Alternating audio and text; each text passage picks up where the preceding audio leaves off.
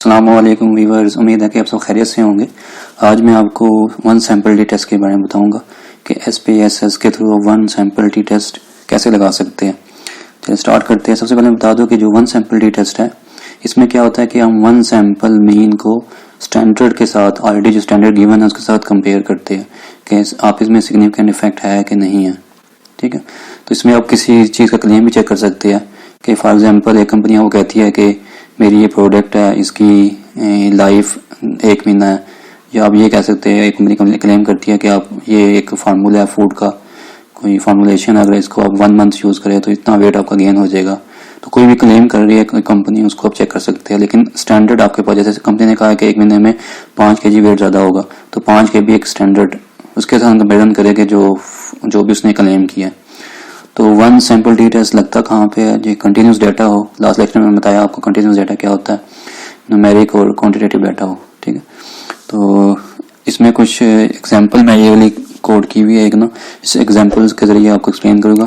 अब एक टायर बनाने वाली कंपनी है, वो क्लेम क्या कर रही है कि उसके टायर की जो एवरेज लाइफ है वो 40,000 किलोमीटर है। ठीक है, जो रिटेलर था उसने जो परचेज किया रिटेलर ने, तो उसने इस क्लेम को टेस्ट करने के लिए रैंडम 8 टायर से सैंपल लिए और फिर उसको टेस्ट किया।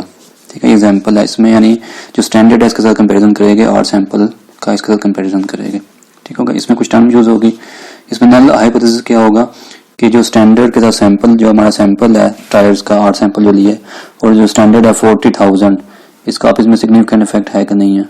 ठीक है, नहीं है तो नल हाइपोथेसिस है। अगर सिग्निफिकेंट इफेक्ट होगा तो अल्टरनेट हाइपोथेसिस करेक्ट हो जाएगा और नल हाइपोथेसिस रॉन्ग हो जाएगा। ठीक है, ये पहले मैं बता चुका हूँ डिटेल में आपको। ऐसे P की वैल्यू अगर लेस देन इक्वल टू 0.05 है तो डिफरेंस है, अगर P की value less than equal to 0.01 है तो उसका मतलब है हाईली सिग्निफिकेंट है और डिफरेंस बहुत ज़्यादा है। और अगर P की वैल्यू ग्रेटर देन 0.05 है इसका मतलब है नो डिफरेंस। ठीक हो गया। और इसमें यानी एक चीज़ ये भी है कि जब डाटा इंटरप्रेट करेंगे SPSS के अंदर, तो अगर कॉन्फिडेंस इंटरवल के बीच 0 आ जाए वैल्यू में ना, तो हम नल हाइपोथेसिस को एक्सेप्ट कर लेते हैं, और अगर 0 ना आए तो उसका मतलब अल्टरनेट हाइपोथेसिस हमारा करेक्ट है। ठीक है, अभी हम SPSS का सॉफ्टवेयर यूज़ करते हैं, ये मेरी वेबसाइट पे पड़ा हुआ है, वहाँ से डाउनलोड कर सकते हैं। चलिए स्टार्ट करते हैं। तो मैं ये ओपन कर लेता हूँ SPSS, ये भी ओपन हो जाएगा।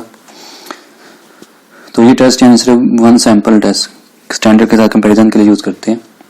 इसमें एक चीज़ मैं आपको ये बता दूं कि इस डाटा को, क्योंकि तो बिल्कुल सिंपल सा डाटा है, बाज़ दफ़ा डाटा बड़ा कम्प्लेक्स होता है, तो उसमें आपने आउटलायर्स और नॉर्मैलिटी और डाटा भी चेक कर लेनी है। तो चेक करने के लिए क्या करना है, आपने एनालाइज में जाना है, डिस्क्रिप्टिव स्टैटिस्टिक्स में जाना है और एक्सप्लोर पे क्लिक करना है। इसमें आपने डिपेंडेंट में अपना ये डाल देना है और स्टैट में आपने आउटलायर्स पे क्लिक करना है और प्लॉट्स में आपने नॉर्मैलिटी और हिस्टोग्राम कंटिन्यू कर देना। यहाँ पे बहुत ही आएगा और ओके कर देना। इससे फायदा क्या होगा कि आप देख सकते हैं कि आप यानी one time sample t test करने से पहले आप ये चेक कर ले कि आपका जो आउटलायर तो नहीं है, आउटलायर तो डाटा में तो नहीं है कोई, या आपका डाटा नॉर्मली डिस्ट्रीब्यूटेड है कि नहीं है। तो ये लास्ट लेक्चर में मैंने बताया था, आप देख सकते हैं कि ये P की वैल्यू 0.05 से बड़ी है, तो ये जो हमारा टेस्ट नॉर्मलिटी है बिल्कुल ठीक है कि हमारा डाटा नॉर्मल है। ठीक हो गया।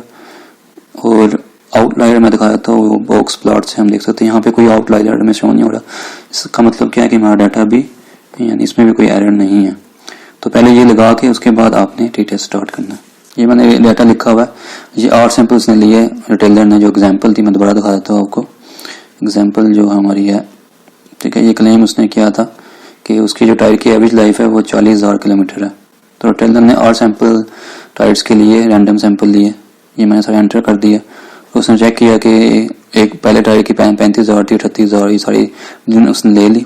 ये सिंपल डाटा आपने ऐसे ही एंटर करना है, जिसमें न्यूमेरिक है, और यहाँ पे स्केल कर देना, क्योंकि कंटिन्यूस डाटा है, ये स्केल में आएगा। ठीक है, तो अब आपने इसका नहीं, हमने क्लेम चेक करना है कि वाकई ये क्लेम ठीक है इसका या नहीं है। तो हम एनालाइज में जाएंगे, उसके बाद जाएगा कंपेयर मीन्स, इसमें है वन सैंपल टी टेस्ट, इस पर क्लिक करेंगे। ठीक है, इसमें हमारा वेरिएबल इसमें डाल देंगे और जो स्टैंडर्ड के साथ कंपैरिजन करना है वो टेस्ट वैल्यू में लिख देंगे। उसने कहा कि 40,000 एवरेज लाइफ का है टायर्स की ना कंपनी ने, तो यहाँ पे 40,000 लिख देना, जो भी क्लेम किस कंपनी का हुआ है वो स्टैंडर्ड है और वो आपने यहाँ पे ले देना है। ठीक हो गया, उसके बाद ओके कर देना आपने, बाकी कोई ऑप्शन चेंज नहीं करना है, वो सेम 95 कॉन्फिडेंस इंटरवल लेवल पे होगा। कंटिन्यू ओके कर देना। ठीक होगा, ये दो टेबल बन जाएंगे। पहले टेबल में ये बताया कि नंबर ऑफ सैंपल 8 थे और इनकी एवरेज ये थी, और स्टैंडर्ड डेविएशन ये है और स्टैंडर्ड एरर ये है।